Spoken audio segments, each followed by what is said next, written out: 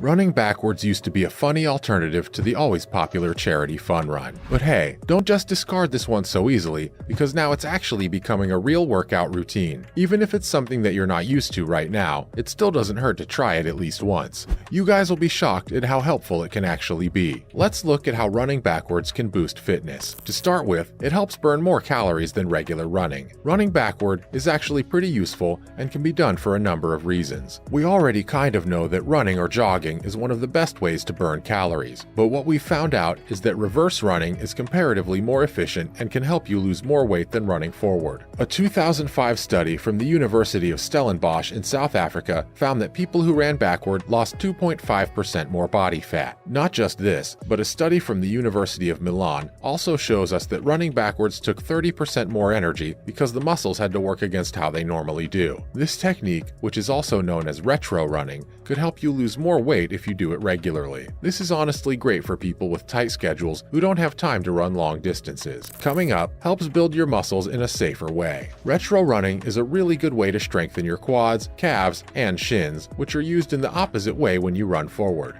It also helps balance the strength ratio between your quads and hamstrings. Many experts are saying that a 60-40 split between quad and hamstring strength is the best way to keep knee strength, performance, and function in balance. Basically, when you run forward, your hamstring muscles can get too strong, which can make knee injuries more likely. Retro running is simpler to hill running and strength training, like squats and knee extensions, because it makes your muscles stronger and more balanced. This can help you avoid injuries caused by muscle imbalance. Just the change in movement goes a long way too. It helps the antagonistic muscles in the body work like the agonistic muscles. Overall, running backward will help your muscles work together better and give you more power in a safe way. What's more, you will build more stamina. Dr. Stevenson, in his book, says that running backward has been a favorite way for boxers to train for decades because it improves cardiovascular strength and stamina. He says that running a lap backward is the same as running 8 laps the normal way. You'll actually be surprised at how out of shape you are once you start running backward. A study from the University of Dayton in 2016 found that running backward helped athletes run more efficiently, which made it easier for them to run forward. In this experiment, 8 highly trained male runners ran backward on a treadmill for 10 weeks. The study found that their running economy, RE, got better by 2.54%, even though their VO2 max and body composition didn't change. Honestly, adding a few minutes of retro running to your normal running routine can also just make your runs more fun and give you more variety. It's like learning to run all over again, and the challenge keeps your mind active and motivated. Not to mention, it reduces the risk of injury. Part of the reason you're less likely to get injured is that running backward is harder on the body than running forward. Running backward requires a wider range of motion at the hip joint, a more upright posture, and more work from the calves and quadriceps muscles. Scientists at Cardiff University did a study in 2012 that found that people with knee injuries can use reverse running as a form of exercise because it's less hard on the knees than forward running. This is backed up by a 2011 study from the University of Milan, which found that running backward made the body have a soft landing but a hard takeoff. This is the opposite of what happens when you run forward. It means that runners land more lightly and with less impact on their bodies when they do so. Also, the hips are used less, which is great for keeping the hamstrings from getting hurt. If you can run forward and backward once you're healthy, you might not even get any of those pains in the first place. Lastly, this works best if you're careful about it. When learning how to run backward, there are a few things to keep in mind. You need to start by choosing a surface that's flat and free of dips and holes that are hard to see. Once that's done, you're going to need the right shoes. But before you try to run backward, make sure you warm up well and practice keeping your eyes on something in front of you so you don't trip and fall. When you get used to all of that, you'll have to pay attention to how running backward actually works. You'll start by jogging backward while focusing on a smooth and relaxed style. If you start too quickly, you'll lose your momentum and your focus. Also, keep your shoulders in a running forward position. It'll be a bit tricky to get the hang of it when you're starting out, so we'd suggest starting by adding 2 to 4 30-second backward running intervals to the end of your easy runs. As you get better, you can make each interval longer, add more of them, and even work them into your runs like speed work. The important thing is to keep it simple. And now for some other related news you might have missed out on.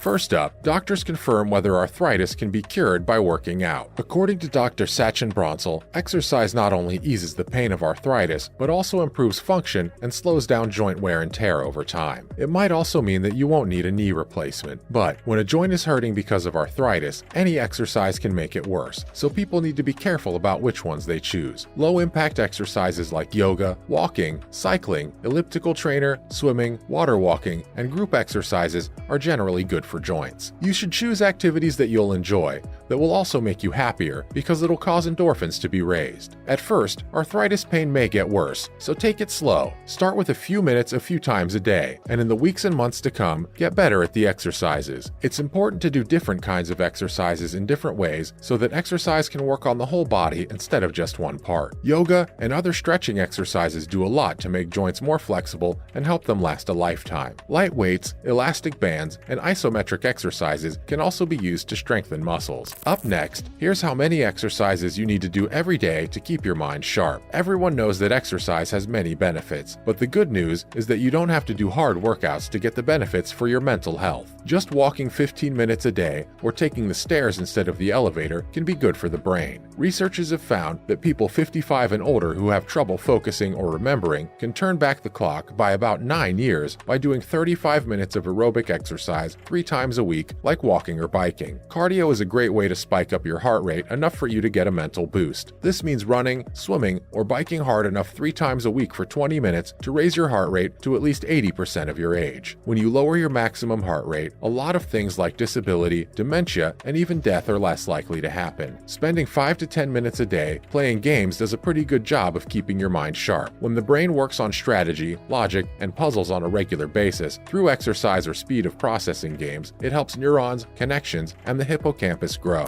Finally, there are many benefits to strength training in a swimming pool. Workouts in a swimming pool can change the way people work out and help athletes get to their best levels of fitness. The only natural force that works against gravity is buoyancy, so it has many benefits for athletes. When standing in water that comes up to the chest, an athlete only weighs 10% of his or her normal body weight. So because their body weight has gone down, athletes can train harder than usual for several days in a row. It wouldn't put much strain on their joints or make their muscles hurt. In a normal setting, not many strength coaches would let athletes do 2 high-intensity sprint workouts on consecutive days. But in this case, an athlete could do 2 or 3 intense workouts in a row in a swimming pool without worrying about getting hurt. Squats and lunges can be made in chest-deep water to build strength. You can move forward, backward, and side to side. Work can be done on one side or both sides, and the workout can be done harder by adding resistance to the legs. You can use bands or water dumbbells, and paddles can be added to work the scapula, rotator cuff, and many of the shoulder exercises at different angles. That's a wrap for this video. What do you think about running backward and its benefits in boosting fitness? Let us know in the comments below. Also, be sure to give this video a thumbs up and subscribe to our channel for more videos like these. See you in the next one.